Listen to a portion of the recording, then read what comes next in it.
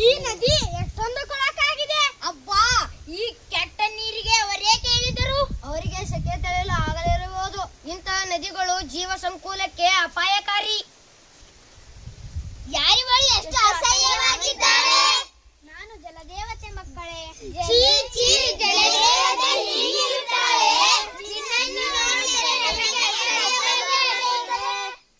ನಾನು ನಿಮಗೇನು ಮಾಡಿರುವೆ? ನೀವೇಕೆ ಅಸಹ್ಯ ಪಟ್ಟುಕೊಳ್ಳುತ್ತಿದ್ದೀರಿ? ನನ್ನಿಂದ ನೀವು ಹಲವು ಪ್ರಯೋಜನ ಪಡೆದಿಲ್ಲವೇ? ಎಲ್ಲ ಸರಿ, ಆದರೆ ನೀನು ಆಗಿಲುಗೊಂಡಲೇ ನಿನ್ನಲ್ಲಿ ಸ್ನಾನ ಮಾಡಬಾರಂತೆ, ನಿನ್ನಲ್ಲಿ ನೀರು ಕುಡಿಯಬಾರಂತೆ ಎಂದು ವೈದ್ಯರು ನಮಗೆ ವಿಚಾರ ತಿಳಿಸಿದ್ದಾರೆ.